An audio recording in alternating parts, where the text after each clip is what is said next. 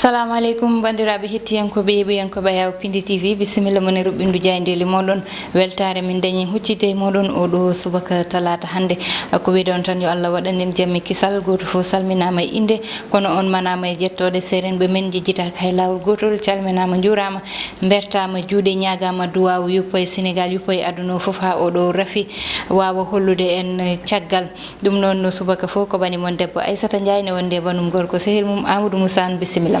mbani mba debbo pullo salminama salmitama no feewi e subaka he a namdama no mbaɗɗuɗa e nguleki ina wonda Dakar wulide Aissata wuli Dakar wulide te Dakar wuli ala ndiyam wuli kadi ala ndiyam ɗum kam ko an haali ɗum ne gasa ma en garto hen kono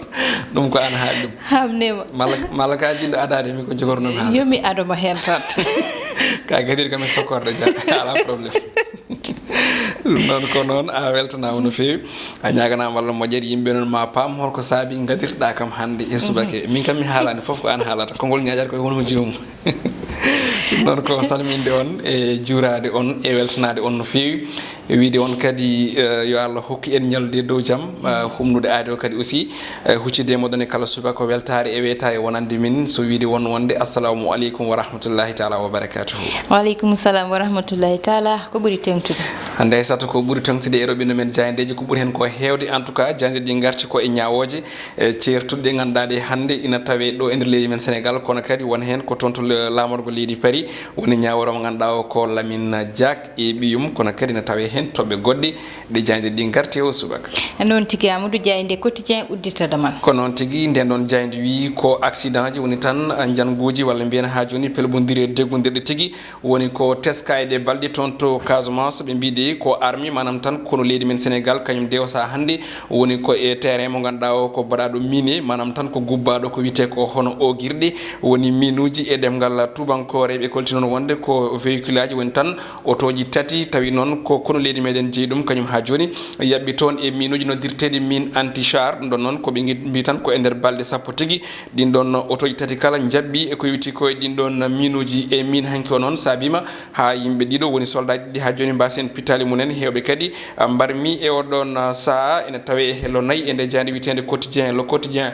ñawore tawetene nden noon jayde ko ñawore walla mbiyen ha joni ko haala Cheikh Yérim Seck o saaha hande omono tigui to brigade Faidherbe omo mofta ko witte garde à vue kono kadi ne tawe hen ñawore Thione Seck mbo kay procureur holliti wonde yo sohe ko tolni e duuɓi 5 kono kadi o yoɓa amande tolniɗo e million ngaji 10 kono kadi ne tawe hen ñawore omo ganduɗa ko Lamine Diack jayde losko enquête ko noon tigui nden loski e subaka hande o ko alhaali Cheikh Yérim Seck ndewi tan de ha hande ko mette ɗe ganduɗa ɗe hande loofi omo ganduɗa ko jaydiyanke o ndewi de ko on jaydiyanke o sa hande mo waɗe déféré toon to parquet sababu noon ko haaldemo konngudi ganduɗa ɗi gonɗani kono kadi e tuma muya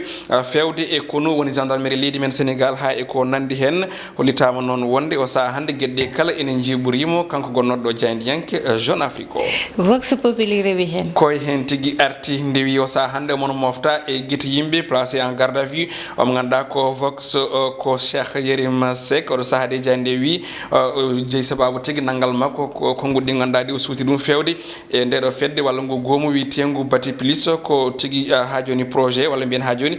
ko ɗum société kanko noon Cheikh Yérim Seck jayde ne arta hol kay ko jeeyi sababu naggal makko kono kadi mawo hetti e oɗo talata hande tawi jogori hettademo ko procureur de la république ɗum ko caggal nde o hetta hanki e jeese gendarmerie leydi men Sénégal jayde arti noon holko jeeyi sababu naggal makko hani e moftade moɗo saaha ko caggal nde o sunno konngudi aljuma ɓennuɗo toon to 7 TV caggal mum noon o haali konngudi mawɗi e ko yewti ko e nguɗo goomu walla mbiyene o société biteɗo hono bati plus no mbiɗen ni jayde ɗi ñalawma hande o ɓuuri artude ko e ñawoje caggal noon nde o heeɗa e nder oɗo dossier to banggue abus de confiance woni tan ha joni mbiyen bonnude ko yewti ko e hoolare kanko Lamine Diack noon o holliti wonde de o nimsini ko wattanimo mandat mo ganduɗa o ko mandat nayyi ɓiijo e gardigo nguɗo goomu witengu o l'IDES-AF ko jayde l'observateur addi jayde groupe Futurs Médias yaɓɓi koye e feelo jaydeji ɓennuɗi ɗo ɗi koko yewti koye alhaali omo ganduɗa ko Cheikh Yérim Seck ɗum ɗon noon jayde wiide hanki o wonno koɗo gendarmerie leydi men Sénégal holnon ko wi be ganda be ko loskobe e ko yuti ko yal hali odo 4 milliards uji nayi e ko preje meden CFA ina tawe hen kono kadi be garti wonde je sababu tigi ha joni moftade mo woni garda vi on don ko kay ha joni haalde makko ngudi ganda di wona gongdudi kono kadi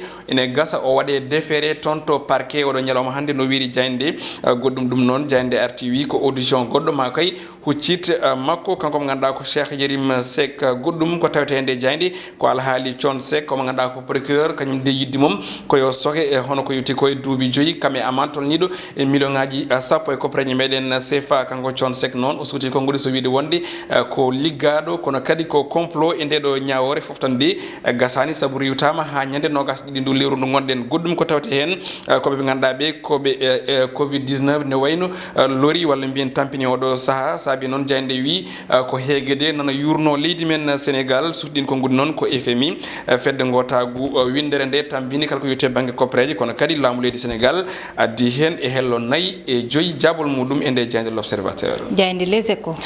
échos yawti koko gonnen do walla bien yabbiti koko gonnen do ko e haalde jonjoni ko yuti ko e bangi hono basal walla bien tampere na gadda nde yurnide leydi men Sénégal to bangue post covid jande wi non ko carte manam tan ko be desinbe carte mo ganda ko nokkuji burdi hande tampude to bangue ngen don heege be mbi ko Kolda Sédhiou région ngadi ganda di kay hande ko burdi tampude e der leydi men Sénégal to bangue famarbe dole woni rofolbe kono kadi jande hadan don de wide do e Dakar ko Keur Massar Diamniadio Medina Gounass mbo Guédiawaye kono kadi be mbi tan ko ceinture woni tan ko paftal ngol ganda ngol hande ina dari dum Dakar to bangue hono tampere kam e basal Matam non jande yillimo ton de wide ko wuro Matam ngo buri ha joni tampude to bangue basal woni rofolbe e commune di ganda di ko tawetele der diwano jande ne sifo hen ko buri yaji kono kadi ina tawe hen goddum al haali fobie mbo Thione Seck jande wi non ko parquet o de no wayno odo sa hande jopi momo kanko leader mbo gomo witengu Ramdan jande libération den don jande wayli sawru mbaggu e fuddode ko ngudi ma bandirabe de famde tigi se en ngare odo titre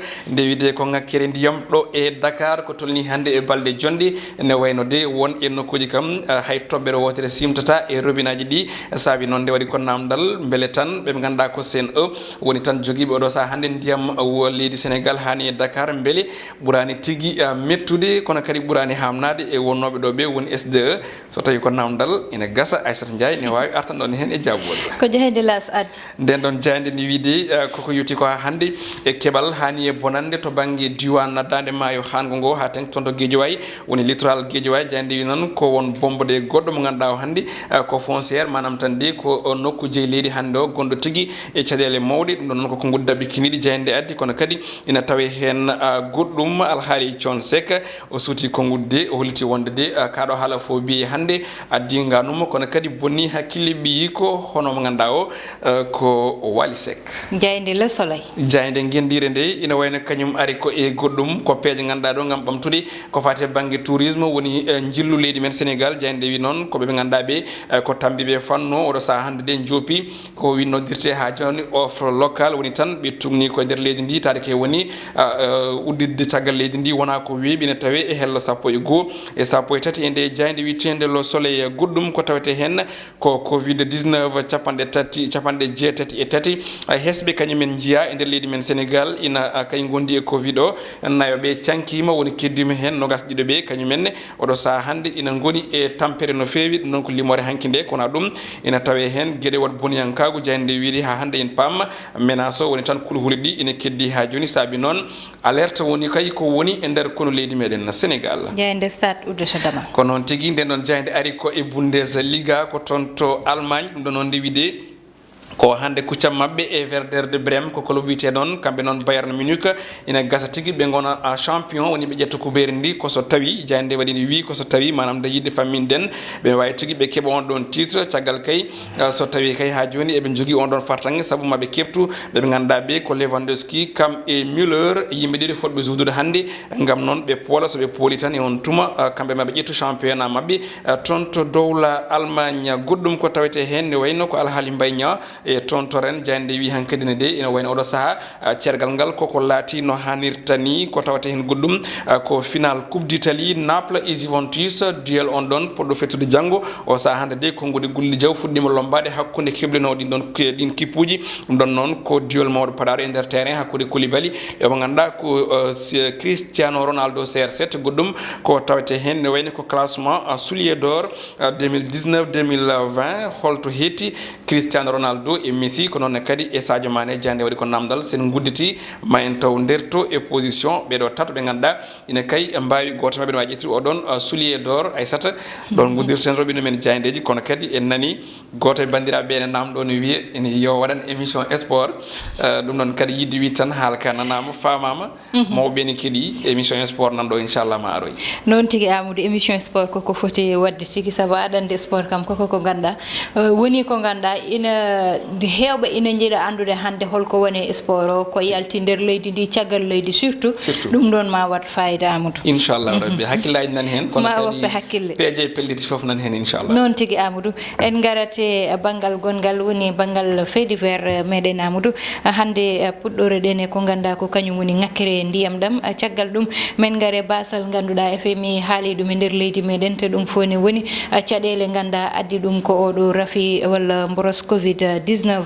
ɗum noon puɗɗortoɗen Amadou koye mankere ndiyam ɗo e nder Dakar woni ko ganduɗa muusi no fewi saabu oɗo saaha mo ganduɗa haalte ko saaha rafi ndiyam nana ɓuura ngakkude ayi hande jayde libération addi ko wiide beele sen o wona kañum ɓuuri wonde ko ganduɗa ko kañum ɓuuri jassude